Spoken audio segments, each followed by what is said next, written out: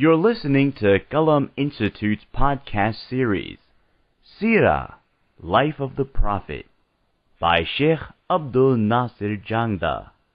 Visit us on the web at qalaminstitute.org or find us on Facebook at facebook.com/Qalam Institute.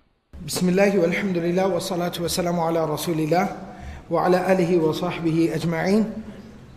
Inshallah, let's go ahead and get started with our lesson, continuing the study of the prophetic biography, the life of the Prophet sallallahu alaihi wasallam.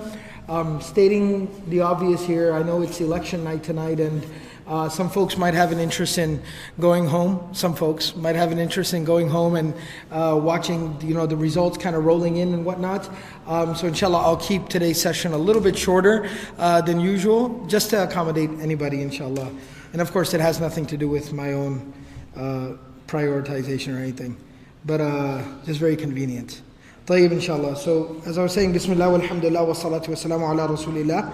So, continuing the study of the life of the Prophet sallallahu alaihi wasallam. In the previous session, we talked about a couple of different issues, a couple of different stories.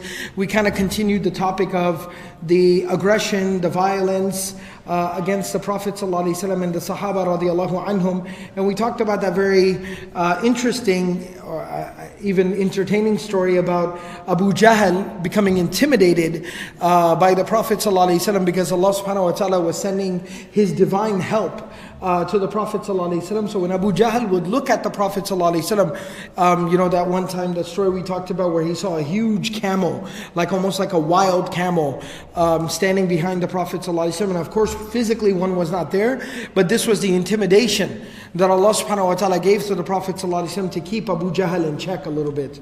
And then we talked about the very beautiful, powerful story of Hamza bin Abdul Muttalib, Hamza radiallahu anhu, the uncle of the Prophet ﷺ, how he accepted Islam and how he was always loyal and loving towards the Prophet ﷺ, but how he became such a devout, firm believer, and how he became such a staunch supporter of Islam and Muslims. I wanted to continue, I mentioned this at the end of last week's session, I wanted to continue by mentioning a couple of more of the individual stories of some of the early Muslims. And I understand we've been kind of talking about this over the last few weeks, but I feel it's beneficial because there's something very interesting. One of our objectives throughout this study of the Seerah, the life of the Prophet ﷺ, has been to not just tell the story, to not just chronicle the biography of the Prophet ﷺ, but to extract lessons along the way. To take the relevant, pertinent lessons and see how this relates back to us as an ummah and as communities today. What can we personally, family-wise, community-wise, what can we learn from the life of the Prophet ﷺ as well? And one of the very interesting lessons, by studying a little bit of detail, just a little bit, not full biographical sessions, but a little bit about some of these early individuals who accepted Islam, and talking about how they accepted Islam, where they were coming from, what their perspective and their situation was, and we see the diversity, we see the variety, we see the different backgrounds, we see the different challenges that they were facing, and what it does is it strengthens us as a community. It makes all of us feel like we belong. Because a problem today, believe it or not, we know this is a problem with non-Muslims, but believe it or not, it's a problem even in the Muslim community, that there's this incorrect assumption, there's this misunderstanding, misinformation, that the ummah or the Muslim community is monolithic in nature, that we are homogeneous. I know it doesn't help to use one big word to explain another big word, but what that means in simple language is that we are all the same. We're a bunch of drones, a bunch of clones. I don't know if you have any Trekkies, but the Borg, right? No, absolutely not. Okay, never mind. So, but in this TV show, they had this thing called the Borg, where everybody were like these androids or these machines or these robots, and everybody was centrally connected back to one central machine, and that central machine controlled everybody else, and everybody just pretty much did whatever information was being put out, and they put the information back in, and everyone's networked and connected. And there's this understanding, like I said, in the non-Muslim community, that we're like that. And even more tragically, there's the impression within the Muslim community. The outer line, the fringes of the Muslim community are under the impression being a devout Muslim, being religious, means we gotta go ahead and basically wipe completely who we are, and we gotta fit into this one exact mold, and we basically have to become a machine and a robot, a clone of all these other Muslims. And by the way, when I say the fringe of the Muslim community is under this impression, it's not that much more of a fringe when we're talking about 90% of the community.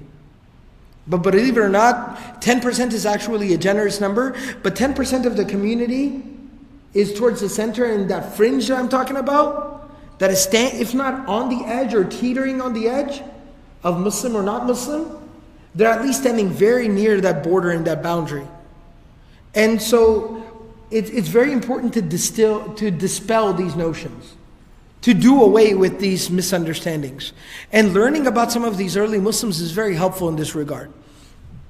So, and they're also very inspirational stories, and they tell us about how the Prophet ﷺ was doing the da'wah, how the Prophet ﷺ was delivering the message, how he was interacting with people, how was he welcoming people into the community at a very, very difficult time.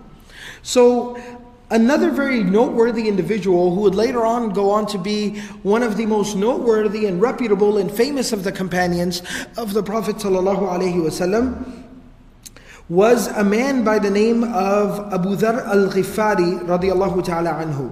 So Abu Dharr was his kunya, and actually this story is narrated by the more detailed version is narrated by Ibn Abbas radiyallahu anhuma, but the shorter version of the story that Imam Al-Bayhaqi rahimahullah ta'ala mentions is actually related by some of the family members of Abu Dharr radiyallahu anhu. So the more detailed version, narrated by Abdullah bin Abbas, and it's mentioned by Imam Bukhari rahimahullah ta'ala, he mentions that Abu Dharr, this man, this individual, was from the tribe of Ghifar. And when he heard, and he was actually a very respectable leader and individual from his tribe. He was a successful businessman. And so he was an honest, good man. He was very successful in business. So he was well respected in his community. When he heard about the Prophet ﷺ, but he was very intelligent and thoughtful. So when he heard about the Prophet ﷺ proclaiming his message and preaching in Mecca, and the numbers, as we've been talking about over the last few weeks, were growing, 40 people, 50 people, now Hamza radiallahu anhu, and different people coming into the mix. And it kind of started to create some rumblings outside of Mecca, that there's some unrest in Mecca. There are some rumblings going on in Mecca. There's some issues there. And when he heard about this, he immediately sent his brother. He said, "Irkab ila hadha al-wadi, fa'alam li ilma hadha ar-rajul alladhi yaz'umu annahu nabiyyun ya'tihi al-khabru min as-sama'." He said that, go to that valley, referring to Mecca, and find out for me about this individual. Find out everything you can about this man who claims that he's a prophet and that news comes to him from the sky. وَاسْمَعْ مِنْ قَوْلِهِ ثُمَّ أَتِنِي, and go and listen to him and then come back to me. So the man went. So the brother of Abu Dharr radiallahu anhu goes to Mecca, comes to the Prophet ﷺ, sits in and listens to what some of the Prophet ﷺ has to say, and then returns back to his tribe, the people of Ghifar, comes to his brother Abu Dharr, and he says, رَأَيْتُهُ. Now listen, so remember, he was sent on a task. Just go and listen and come back. So he went, he listened, of course did the job. I mean, his brother asked him to. But at the same time, what we can assume from the narration is he didn't stay for very, very long. He stayed, listened for a little while, and then basically brought back some information from there. He said, رَأَيْتُهُ يَأْمُرُ بِمَكَارِمِ الْأَخْلَاقِ. He said that I saw him, and he was telling people, instructing people to have good character. I mean, just think about this fact that these are the early days of Mecca. There are literally 3 or 4 dozen Muslims. They're constantly under attack. All of what we've talked about previously is going on. But some of the narrations say that this was very, very early. Some of the narrations say this was right off in the very beginning of Nubuwwah and prophethood. And Allah knows best. But he says that I saw him. So regardless of that fact, in the early period of Islam, few Muslims, a couple of dozen Muslims, under attack, being oppressed, so many different things to worry about. And the Prophet ﷺ had such a heavy emphasis on character, on manners, on akhlaq, on the way people conduct themselves, the way people walk and talk, the way they treat other people.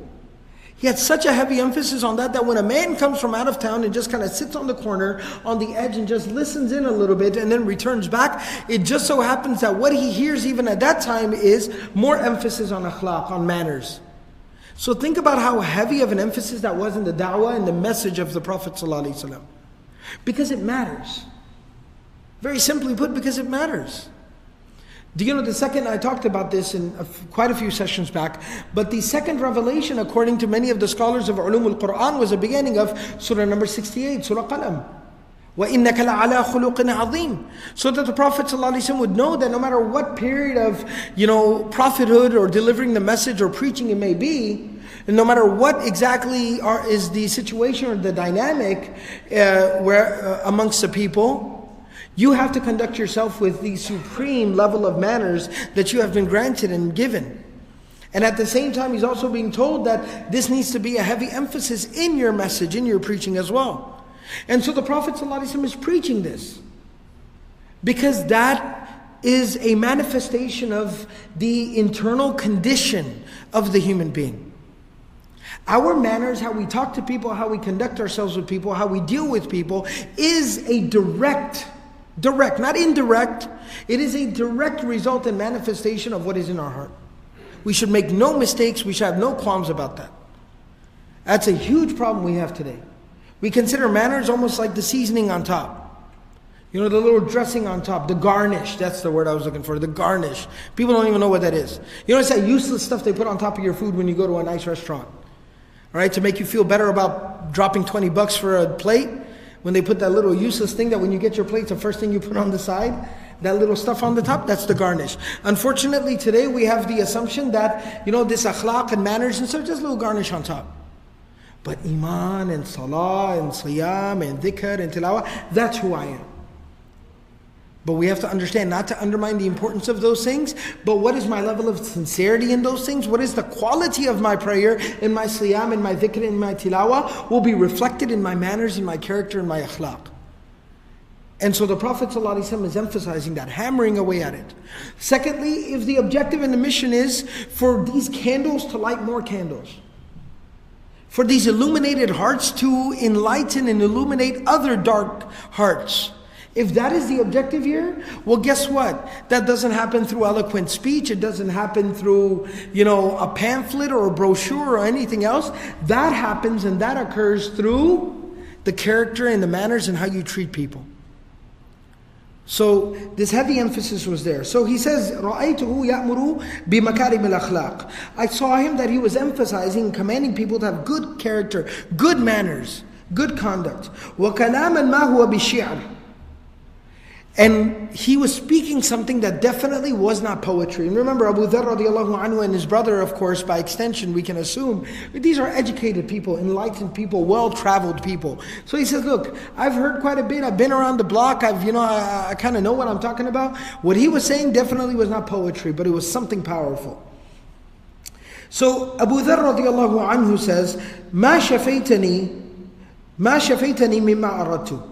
He says, you haven't satisfied what I was looking for. Saying, basically what he's trying to say is, thank you very much. I really appreciate the effort. It's really great, the information you're bringing back. I'm not done yet. I'm not satisfied. I need to know more. فَتَزَوَّدَ وَحَمَلَ شَنَّةً فِيهَا مَاءٌ حَتَّى قَدِمَ مَكَّةَ فَأَتَى الْمَسْجِدِ. So it talks about how he basically packed up, prepared, jumped on his transportation and set out immediately towards Makkah. Now when he reaches Makkah, he's looking for the Prophet ﷺ, but he's never seen him before. He doesn't know where to look. He doesn't know who he's looking for. He's trying to look around and he doesn't want to ask about him.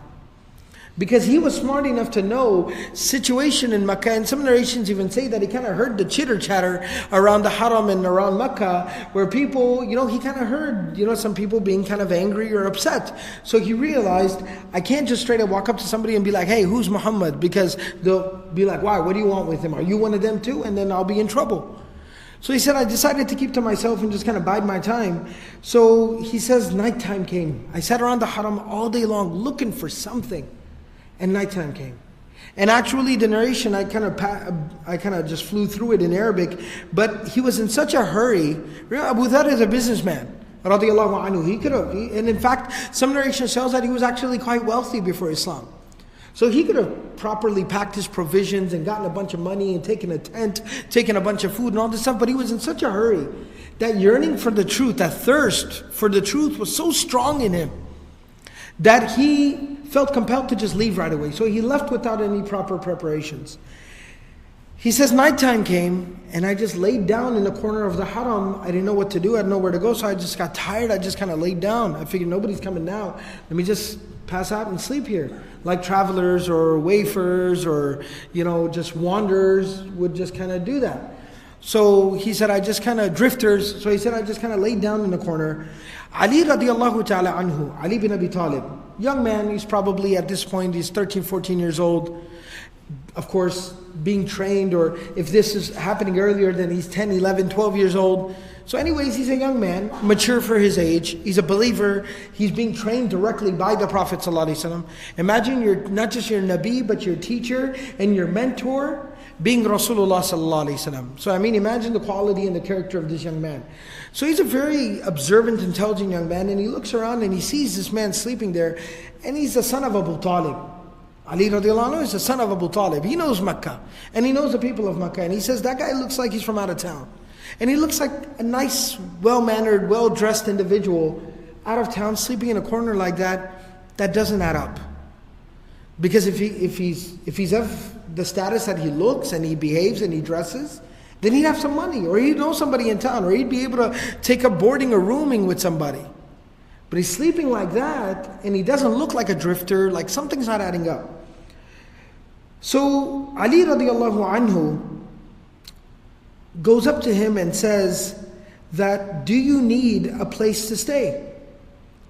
Do you need a place to stay? So he says, yes, actually I do. So he goes, come with me. I'll make some room for you.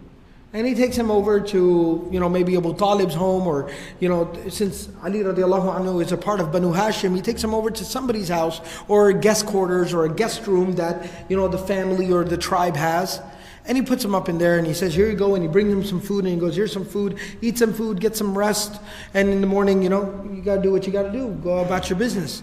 So he says, thank you very much. And in the morning, Abu Dharr radiallahu anhu sets out again, goes to the haram, sits down like a hawk. He's keeping an eye on everything. Whole day passes, nothing happens. So again, he's tired, he's exhausted. He just kind of lies down in a corner. I guess another day passes. Ali radiallahu anhu, kind of half expecting to find him there again, goes into the haram, looks around and sees him lying there in the same corner. He goes, come on, let's go. So he takes him again, puts him up in the guest quarters, gets him some food from the home, feeds him, gives him a place to stay, room and board. In the morning, Abu Dharr radiallahu anhu leaves again, and then brings him, or Abu Dharr radiallahu anhu comes back to the haram, third day now, sits around, looking around, waiting. He just doesn't know what he's looking for, doesn't know exactly what to do. Another whole day passes, lies down again. Ali radiallahu anhu shows up again. And he says, need a place to stay? And he says, yes, I do. Thank you very much. And he goes with him. And this time on the way to the guest quarters or to the house, Ali radiallahu anhu asks him, أَلَا تُحَدِّثُنِي مَا الَّذِي أَقْدَمَكَ? If you don't mind, could you tell me what has brought you to Mecca? Because by this time now it's justified. He's proven to him, look, I'm only trying to help. But you kind of seem like you're stuck in this loop. So maybe I can help you out. I'm from here. So what brought you here to Mecca? He says, إِنْ أَعْطَيْتَنِي عَهْدًا وَمِيثَاقًا لَتُرْشِدَنِّي فَعَلْتُ. He says that if you can promise me and give an oath to me that you will help me, then I can tell you. He says, فَفَعَلَ فَأَخْبَرَهُ. Ali radiallahu anhu said, I swear to God, you have nothing to worry about, you can trust me. So Abu Dharr radiallahu anhu tells him, this is why I came. I heard about a man, he says he's a prophet, he's a messenger, divine revelation comes to him from the heavens, And I sent my brother kind of came across him, talked to him, or heard him at the very least, brought me some news back. It only increased my yearning and my thirst for this truth. So I came here and I'm just looking for him. So Ali radiallahu anhu says, إِنَّهُ حَقٌّ وَإِنَّهُ رَسُولِ اللَّهِ صَلَّى اللَّهُ عَلَيْهِ وَسَلَّمَ. He says, that is the truth and he is Rasulullah sallallahu alayhi wa sallam. So he says, فَإِذَا أَصْبَحْتَ فَاتَّبِعْنِي. He goes, go ahead and stay here in the guest quarters tonight. When it's the morning time, early in the morning, when people are just kind of starting their day, and everybody's a little preoccupied with themselves, he goes, at that time, I'm going to come and get you. I'm going to come by the guest house. I want you to be ready, keeping a lookout for me. When you see me passing by, he says, I want you to start following after me. And he says that, فَإِنِّي, he says, فَإِذَا أَصْبَحْتَ فَاتَّبِعْنِي. You just start following me. فَإِنِّي إِنْ رَأَيْتُ شَيْئًا أَخَافُ عَلَيْكَ قُمْتُ كَأَنِّي أُرِيقُ الْمَاءِ. He says that, and if I see anything that kind of worries me, because you're an out-of-towner, I don't want you to get in trouble, I don't want you to get picked off or killed or murdered or something, because that's going on here in Mecca. I'm going to pretend like I'm stopping to kind of look for some water or something like that. And he said, you just kind of keep walking by. You just stay casual, you keep your pace, you just kind of keep going. And don't worry, I'll find you again, I'll get ahead of you somehow, you'll see me, don't worry, this is my town. It's my hood, I know what I'm doing. But that's the plan, that's the game plan here. So we're going to go out. So he says they set out, and وَإِن مَضَيْتُ فَاتَّبِعْنِي حَتَّى تَدْخُلَ مَدْخَلِي. He goes, and keep on following me until I finally enter into somewhere, and then you just enter in after me. So he says they did exactly that. حتى دخل على النبي صلى الله عليه وسلم ودخل معه. Until Ali radiallahu anhu reached the Prophet of Allah sallallahu alayhi wa sallam, and Abu Dharr al-Ghifari radiallahu anhu came in after Ali radiallahu anhu to where the Prophet sallallahu alayhi wa sallam was, and he sat down and he listened to what the Prophet ﷺ had to say, and the narration says that he accepted Islam sitting right then and there. He did not leave, he did not need anything else, he accepted Islam right then and there. And then the Prophet ﷺ, and some narrations say he actually stayed there for a couple of days with the Prophet ﷺ at the place of Arqam. And finally the Prophet ﷺ told him, "Irja' ila qawmika fa akhbirhum hatta ya'tiyaka amri." He said, go back to your people and tell them what I've told you until you hear something else from me. I will send word for you. I won't forget about you. I'll send word to you when something changes. But right now, you go back to your people and tell them. Abu Dharr radiallahu anhu was a different kind of guy. If you want to put it into one word, Abu Dharr radiallahu anhu was just one of those people that, what some of the young people call today, he just had swag. All right, Abu Dharr radiallahu anhu was confident. Those people that are just very, very confident, not arrogant, because that's not a good quality, but just confident. Very, very decisive, very confident, just very sure of things. They know what they're doing, they know what they're about, and they're confident with what they do. That doesn't mean they're not open to correction or learning, but when they take a course of action, just very confident with it. Abu Dharr radiallahu anhu was a confident businessman, made a lot of money, he was very wealthy before Islam. When he wanted to learn about Islam, he was very confident. Sent his brother, that was the same safe little thing to do. Send the brother so he can keep running the business and be at home. But then that wasn't good enough, that wasn't his style, that's not how he rolled. So what did Abu Dharr radiallahu anhu do? He just set off, without even packing, just set off, went to Mecca, just camped out in the haram. I'm not going back until I find out what I came to get. Now when he accepted Islam, he's confident. So he tells the Prophet ﷺ, وَالَّذِي بَعَثَكَ بِالْحَقِّ لَأَصْرُخَنَّ بِهَا بَيْنَ ظَهْرَانِيهِمْ. So he says that I swear by the one who sent you with truth, I will not go back until I proclaim my faith in the middle of all these people. I don't care what they think. I believe and that's good enough for me. So the narration says he goes to the masjid, to the haram, and he screams out, stands in the middle of the haram and he screams, "Ashhadu an la ilaha illallah wa anna Muhammadan Rasulullah." Screams it out. Now you can just imagine that as a scene playing out in your head. He walks in, just a man on a mission, just that conviction in every ounce of his body, in every cell of his being. Walks over to the middle of the haram and screams, "Ashhadu an la ilaha illallah wa ashhadu anna Muhammadan Rasulullah." And of course, to translate for everyone's benefit, I give testimony, I bear witness to the truth, the reality, the fact that there is no one worthy of worship, nothing worthy of worship but Allah. And I bear witness to the reality, the truth, the fact that Muhammad is the messenger of God. Imagine that, saying that with conviction, screaming it out, bi'a'la sawtihi, at the top of his lungs, screaming that out. And now you're expecting like something amazing is about to happen. Well, something did happen. ثم قام القوم فضربوه حتى أضجعوه. People got up and they were like, are you out of your mind? Are you crazy? You know this is Makkah, right? You know this is Makkah, right? And he said the people got up, walked over to him and started to beat him into the ground. They started pummeling him. Like just ganged up on him. And started beating him to the ground to the point where it said they laid him out. And he was just in the middle of them, just a punching bag at this point. A kicking bag at this point. Abbas, the uncle of the Prophet ﷺ. Now we've talked about another one of the uncles of the Prophet ﷺ, Abu Lahab. So the uncles of the Prophet ﷺ, different uncles. You had Abu Talib, very supportive, very helpful, just didn't accept the faith. You have Hamza and Abbas radiallahu anhuma, who would accept Islam. Later on, Hamza we talked about last week radiallahu anhu. Abbas radiallahu anhu later on eventually would accept Islam. And then you have Abu Lahab. Abu Lahab didn't support, didn't accept, and in fact he oppressed and he opposed. But see, you see the decency within people. Abbas radiallahu anhu was a soft-hearted man. Was a soft-hearted man, and it shows that he was actually considering and at least listening and considering what the Prophet ﷺ had to say. When he saw this happening, the narration says that Abbas radiallahu anhu ran. And Abbas radiallahu anhu is described as being very, very tall. Extremely tall. Not just tall by certain standards, no, like freakishly tall. There are narrations that talk about that when Abbas radiallahu anhu would sit on a mule, sometimes his feet would still touch the ground. So based off of those narrations, it says that in the battlefield, that's why in the Battle of Hunayn, it was Abbas radiallahu anhu who was screaming and rallying the troops. And it said that they literally saw him poking out of the crowd, kind of like a flag. Himself.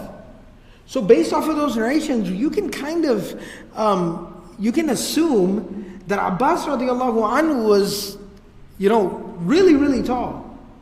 6'6", 6'8", 7 feet tall, like a basketball player tall. Alright, like if he was on a basketball team, he'd be a center. That's how tall he was. So Abbas radiallahu anhu was very tall. And it said that he had a voice that was like a boombox. Like he didn't, like he wouldn't need a microphone. So when the Prophet ﷺ wanted to sometimes announce something, like in a large crowd, he would say it and Abbas radiallahu anhu would then say it for him again. And it was like an announcement. Everybody till the end of the crowd could hear. So one of those people, tall, big old, deep, booming voice. So very commanding presence. And it said that Abbas radiallahu anhu literally tore through the crowd, went and laid down, laid down on top of Abu Dharr Al-Ghifari radiallahu anhu. Just covered him up. And because being so tall and so huge, he literally was like a tent. He just pitched over him. He just covered him up. And obviously it's Abbas, the son of Abdul Muttalib. So everybody immediately backed away. But Abbas radiallahu anhu was a smart man. So he says to these people, he says, Waylakum, what's wrong with you people? What's wrong with y'all? Alastum ta'lamuna annahu min Ghifar?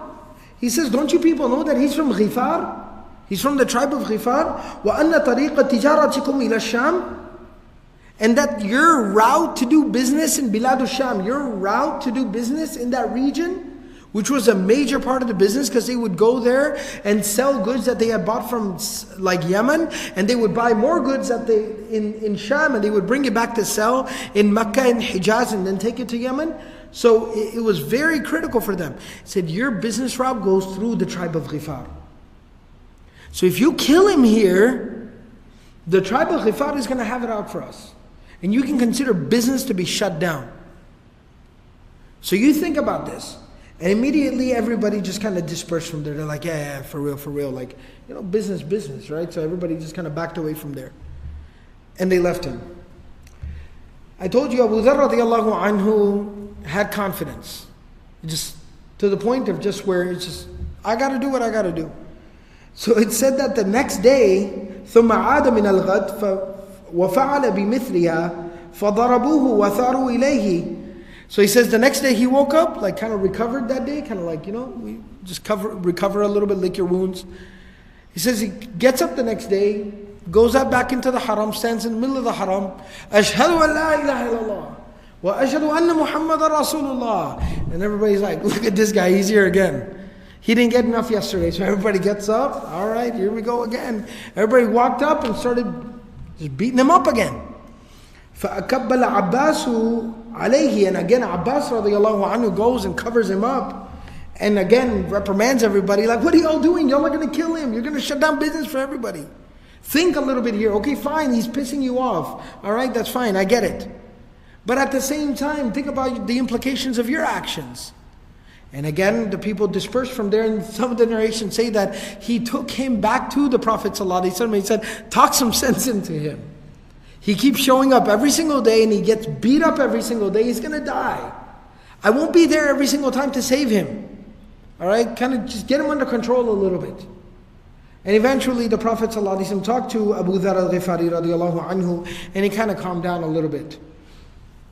This is something that I don't even know if the opportunity will present itself, but just to kind of, kind of tie off the story, I told you a little bit about the personality of Abu Dharr radiallahu anhu, which is very confident, very wealthy, very educated before Islam, very proud of being Muslim after accepting Islam.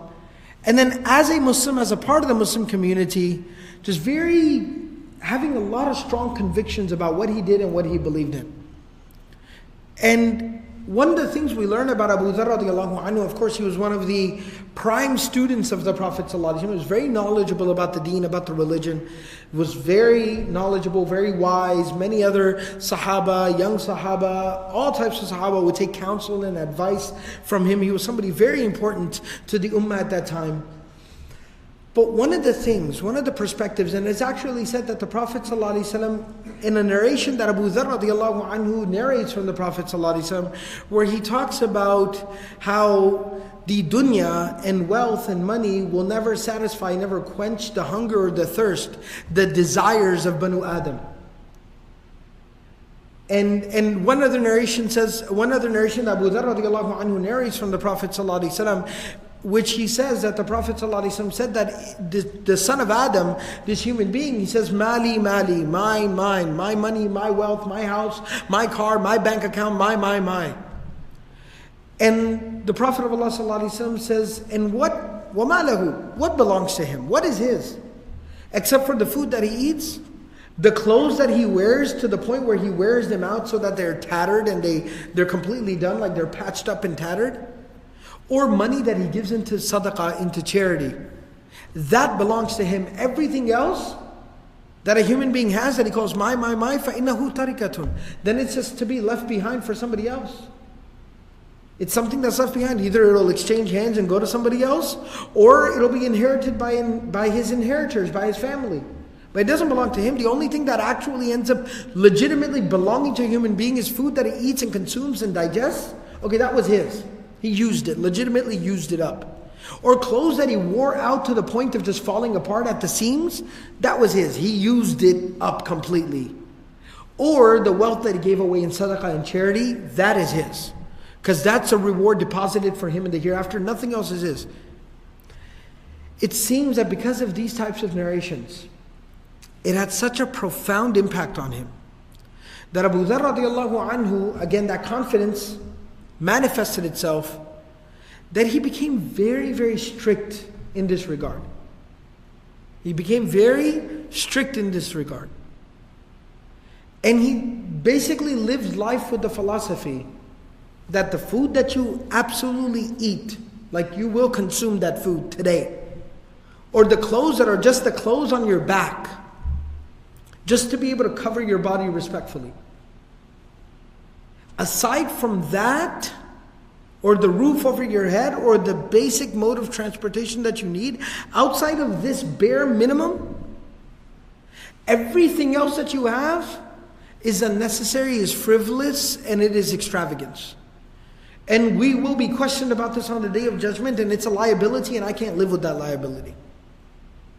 He considered everything else. So the food that's on your plate, the clothes that are on your back, and maybe one extra pair of clothes, the one basic humble mode of transportation that you need to basically get around, and the basic minimum space that you need to live in and house your family in.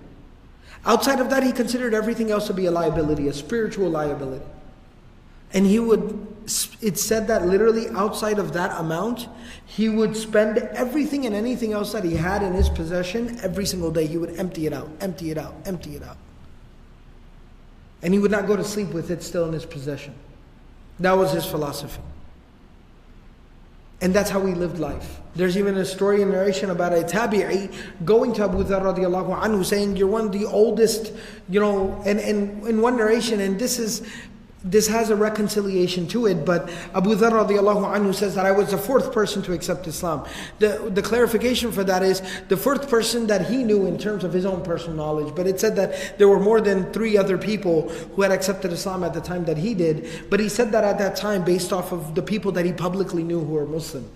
So somebody came to him, a tabi'i comes to him and says, you're one of the longest standing, oldest tenured veteran Sahaba of the Prophet ﷺ. I mean, you're old school. So I want to learn from you.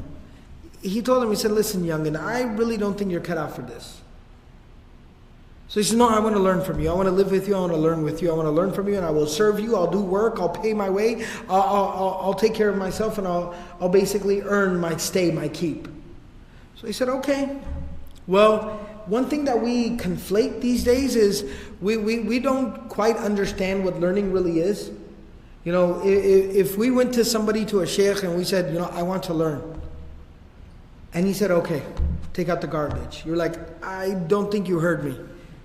I think maybe I can, maybe you need to update the hearing aid. I said, I want to learn. And he's like, yeah, go vacuum the masjid. Yeah, see, I'm a talibul ilm.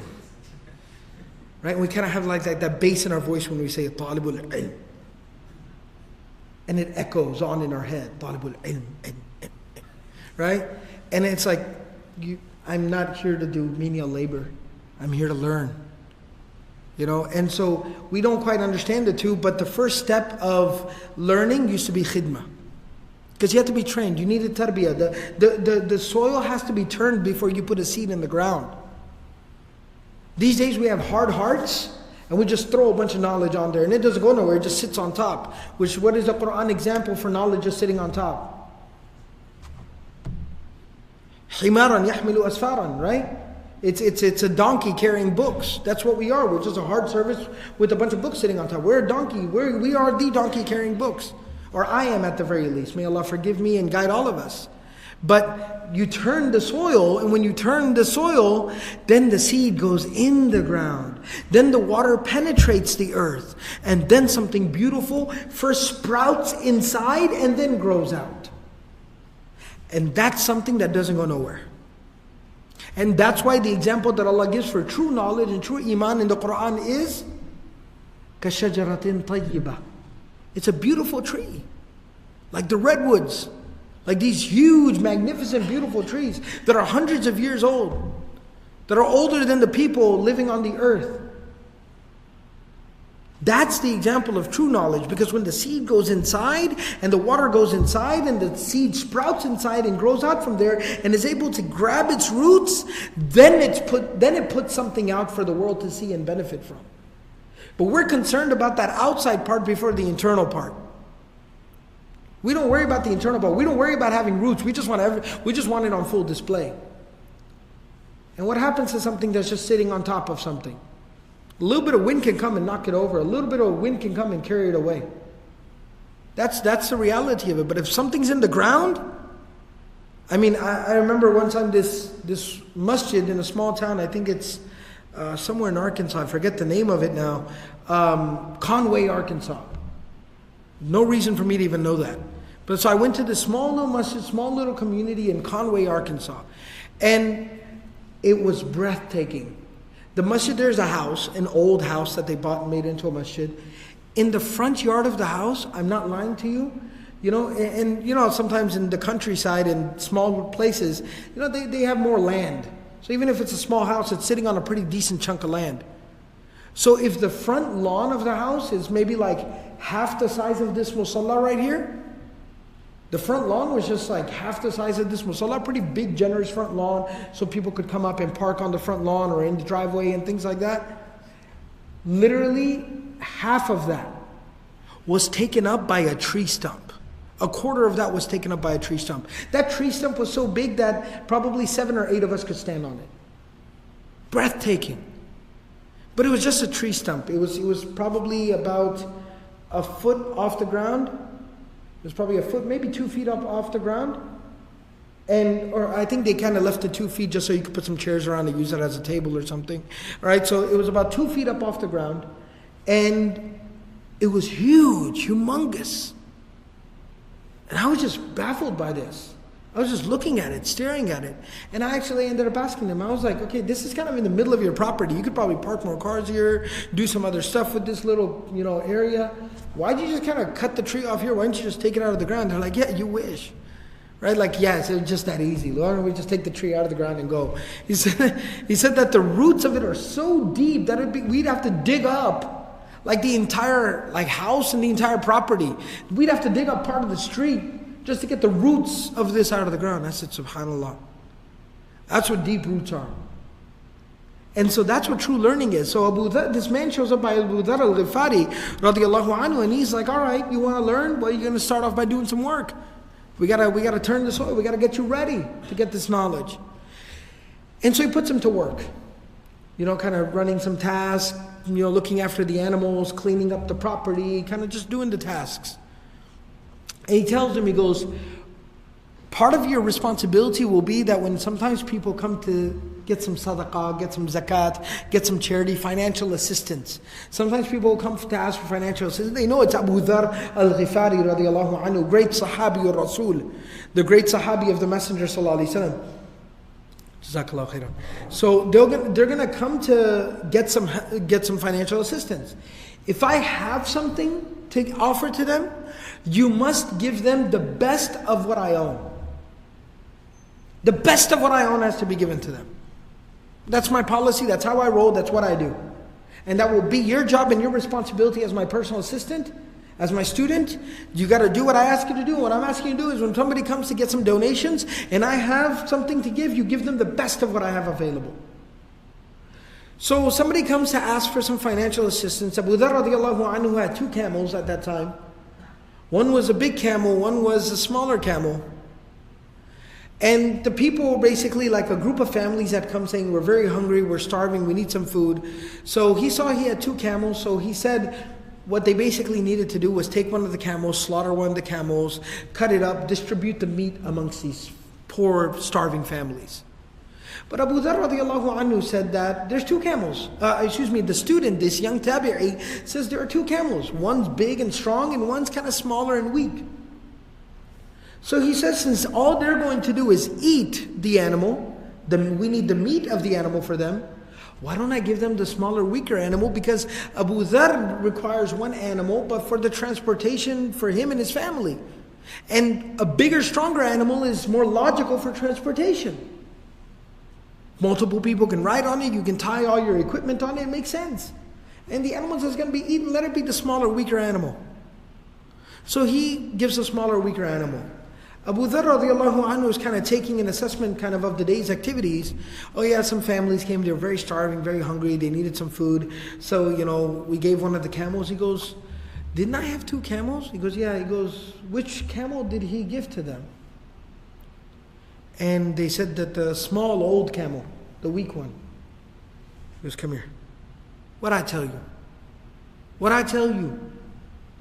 He goes, you said to give the best thing available. And he goes, and that was this camel right here. He goes, but transportation and, this, and I was thinking, and, I was thinking this, and I was thinking that, and that's usually a very dangerous line of thinking, is to even think, right? At that point in time, at that place. So he says, no, I asked you to do something. I don't care about your logic and your reasoning. He goes, will you stand on the day of judgment and answer on my behalf to Allah? About why I gave the smaller, weaker, older animal for hungry families to eat instead of the good, young, healthy, strong camel? Are you going to answer for me on the day of judgment? Can you defend me before Allah subhanahu wa ta'ala? No, I didn't think so. So then you don't get to make that call. That was Abu Dharr radiallahu anhu. That was how he was. And so the story basically about him goes that because he lived with this philosophy, and this shows you the human side of the Sahaba radiallahu anhum, that they were human beings. In his old age, like any elderly gentleman, or any elderly person for that matter, people get a little bit older, they get a little bit short-tempered or a little bit short, in their tolerance sometimes with other people, and they get a little bit more easily angry or upset or frustrated. Just old age, naturally. So Abu Dharr radiallahu anhu was an older man now, and he was alive till the time of the Khilafah of Uthman ibn Affan radiallahu anhu. So because of that, Islam was spreading. The Sahaba, that era where it was a mix between initially in the time of Abu Bakr and the beginning era of Umar radiallahu anhuma, it was more Sahaba, lesser like other people like Tabi'un. And then eventually kind of became equal halfway through the Khilafah of Umar radiallahu anhu. And towards the end of the Khilafah of Umar radiallahu anhu, it was more Tabi'un and lesser Sahaba. In the time of Uthman radiallahu anhu, it was continuing to go in the other direction. So in more and more Tabi'un, they're obviously not Sahaba, they weren't taught and trained by the Prophet ﷺ. Islam, the empire was spreading and spreading wide and far, the Khilafah. So because of that, more money and more spoils of war and just more natural resources were pouring into Medina from all different parts of these worlds. And so naturally Medina was becoming a little bit more well-to-do. People were a little more affluent. They weren't there in the early days of Mecca, to eat leaves off of trees and chew on date pits and be tortured near death. These were not the people. So obviously they were a little bit more comfortable in how they lived. And Abu Dharr radiallahu anhu, being a little bit older of a gentleman, he just couldn't take it. And so it said that he would reprimand people. He sees somebody with some really nice baller clothes on, be like, what's wrong with you? What are you wearing over there? Nice clothes. Your shoes match your shirt, right? Right? So he would start reprimanding. By the way, that was a shot at myself. But he said, what's wrong with you? What are you doing over here? See somebody with riding a horse with another horse tied up to it? Are you kidding me? Seriously? Are you riding both horses at the same time? No, then why do you have two horses? Right? If he would see somebody hungry or somebody poor, he would just lose it. How is there a poor person in Medina when we got all these well-to-do people in Medina? How is it possible there's a poor person? He would get really angry and upset and frustrated. And so it's actually said that Uthman radiallahu anhu, because community first, and because they were brothers, they had been there since the early days of Mecca. So he had the ability to go and sit down with him, and he's like, what's going on, Abu Dharr? He's like, nothing, man, bro, what's going on with you? I miss the days of the Prophet ﷺ. And he goes, I know you do. We all do, but I know that you do. Because everybody knows that you do. Because he's just so upset. He said, listen, look, it is what it is. And look, what these people are doing is not impermissible. It's not haram. And it's my job as the leader of the community to manage the whole community. Different people, different backgrounds, different levels of practicing, different levels of taqwa. Look, nobody's doing something haram. But these are different levels of taqwa. And that's going to be there in the community. And that's my job to manage the community. But I understand you're frustrated, and I respect your right to be frustrated, but you're causing a little bit of disruption in the community. So I'm going to need you to tone it down. But see, the problem is I've known you for 20 years, so I know you can't tone it down. You're Abu Dharr, that's how you roll. So here's the best scenario. Why don't you go and take up a residence outside of Medina, kind of like a retirement plan, go live on the ranch, go live on the farm, retirement plan. You go live out there, everything will be taken care of. You come back and visit regularly, I'll come visit you, all of us old guys will get together. We'll still do our thing, but it'll just provide you some peace of mind. And it'll make a little bit running of the community a little bit easier for me. Because people respect you, nobody wants to disrespect you. You're Abu Dharr al-Ghifari radiallahu anhu. But you got to understand, you're putting me in a tight spot here. And it's not healthy for you either to be so upset all the time. And so Abu Dharr radiallahu anhu moved a little bit outside of Medina and basically lived out his days there. And that's the story of Abu Dharr radiallahu anhu, who accepted Islam in those early days. I told you I would keep it short. I'm just going to cover this one last quick little story. It's a very short story. And we'll inshallah end with that. And so that next week we can move on to a new topic. there's a story about another man in those early days of Mecca accepting Islam. It's a very fascinating story. That's why I want to tell this particular story. This is the story of Dhimad. Dhimad radiallahu anhu. It's said about Ibn Abbas radiallahu anhu narrates this. Imam Muslim mentions this particular narration in his Sahih. This is from the Sahih of Imam Muslim rahimahullah ta'ala. That this man named Dhimad came to Mecca. And it said that this man Dhimad was from Yemen. He was from one of the tribes of Yemen. So he had traveled out to Mecca. And he was very well known for being what they would call at that times like a soothsayer. Kind of, I guess you could call it kind of like a jinn buster. Right? So, if somebody had like any, jinn related issues, or there was some black magic type of spooky stuff going on or something like that, then he was basically the person that would be called in to kind of handle the situation. If somebody got very, very sick, and people were very superstitious before Islam, so in their superstitions, if they thought this was some evil effect or evil omen or something like that, Dhimad was the kind of guy that you called in, and he would do his little, hocus pocus, dance around, spit on the guy, do whatever he did to basically take away whatever evil effect was going on. That's what Dhimad did. That was his business. That's what he did. So he comes to Mecca, I guess for business, just to see if anybody needs any help in that area. And he heard some of the hooligans, some of the street people, some of the troublemakers on the street. Because, when you kind of work in that line of business, then you kind of move around some dark alleys and things like that. So Dhimad was very comfortable in that whole scene. He was comfortable being around crazy people. So he's kind of walking around at night through some dark alleys, and he hears some shady characters or some, troublemakers and stuff talking about the Prophet ﷺ. They're talking about, Inna Muhammad Majnoon. They're talking about how Muhammad is crazy. You heard about this, you heard about that. Wal-a'yadhu billah. They're talking in this way. So he goes up to some of them and he goes, Aina hadha rajul? Where can I find this guy that you're talking about that is this crazy and he's causing this many problems? Hopefully maybe I can provide a little bit of relief for his insanity. Because that's what I do. It's probably some jinn, some crazy stuff going on. So he narrates this narration himself. He says, فَلَقِيتُ مُحَمَّدًا. So I finally found out where can I find this man so I can help him out. And I meet the Prophet ﷺ.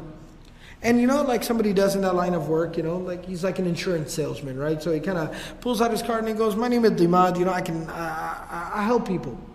That's what I do, I help people. So why don't I try to help you? I think you look like you could use some help. I heard some stuff about you and maybe you could use some of my assistance. So the Prophet of Allah sallallahu alaihi wasallam, so he tells him, maybe I can help you. Tell me what's going on with you. Tell me what's going on with you. I'll not diagnose you, I'll help you, I'll fix you. So the Prophet ﷺ says, Inna alhamdulillah, nahmaduhu wa nasta'inuhu, man yahdillahu fala mudilla lah, wa man yudlil fala hadiya lah. Ashhadu an la ilaha illallah, wahdahu la sharika lahu. The Prophet of Allah ﷺ says, without a shred of a doubt, the ultimate praise was and will always be for Allah alone. We praise Him and we seek His assistance. We ask Him for help in everything we do. Whomsoever Allah guides, there's not a force on this earth that can misguide him. And whoever Allah misguides, leads astray, there's not a force on this earth that can give guidance to that person. I bear witness and I give testimony that this Allah that I speak of, there's nothing and no one worthy of worship except for Him. And wahdahu la sharika lahu. And He is absolutely unique in this regard, and He has absolutely no partners in any way, shape or form. And the Prophet ﷺ said this. The narration says, Dhimad looks at the Prophet ﷺ and he says, A'id alayya kalimatika haula. Say it again. And the Prophet ﷺ says, okay. Remember, Dhimad's that guy, right? Walks up with this card. Hey, my name's Dhimad. I help people. Right? And now the Prophet ﷺ drops these words on him, and Dhimad's like, say it again. Say it again. And the Prophet ﷺ says, okay, relax. It's okay. Inna alhamdulillah. Nahmaduhu wa nasta'inuhu. Man yahdihillah fala mudilla lah. Wa man yudlil fala hadiya lah. Ashhadu an la ilaha illallah. Wahdahu la sharika lah. The narration says, Dhimad says, أعد علي كلماتك هؤلاء. Say it again. And some narrations say that he even said, فَقَدْ بَلَغْنَا نَاعُوسَ الْبَحْرِ. It's an expression in Arabic that literally translates to, because these words have reached the middle of the ocean. Which basically what it means is, it's blowing my mind. This is the most mind-blowing thing I've ever heard. This is more powerful than anything I've ever heard in my entire life. You have to say it again. أعيد علي كلماتك هؤلاء. Please say it again. And it said the third time the Prophet ﷺ said, إن الحمد لله نحمده ونستعينه من يهده الله فلا مضل له ومن يضلل فلا هادي له أشهد أن لا إله إلا الله وحده لا شريك له. And by the third time the Prophet ﷺ said this, Dhimad finally felt like he had gotten something. And he said, لَقَدْ سَمِعْتُ قَوْلَ الْكَهِنَةِ وَقَوْلَ السَّحَرَةِ وَقَوْلَ الشُّعَرَاءِ. He says, I have heard the words of soothsayers. Soothsayers, like, exorcists, soothsayers. I have heard the words of magicians, sorcerers and magicians. I have heard the words of poets. فَمَا سَمِعْتُ مِثْلَ هَؤُلَاءِ الْكَلِمَاتِ. I have never heard anything like this ever before in my life. And then look what he says. فَهَلُمَّ يَدَكَ. Give me your hand. Before he wanted the hand of the Prophet ﷺ so he could diagnose him. He could check him. See what was wrong with him. Now he says, please give me your hand. أُبَايُعُكَ عَلَى الْإِسْلَامِ. So I can give you the oath and the pledge of Islam. Like I can accept Islam on your hand, holding your hand in between my hands. Please give me your hand. فَبَايَعَهُ رَسُولُ اللَّهِ صَلَّى اللَّهُ عَلَيْهِ وَسَلَّمَ.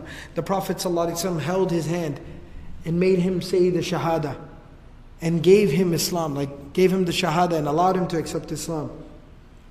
And then he said, وَعَلَىٰ قَوْمِكَ. Will you also take this message to your people?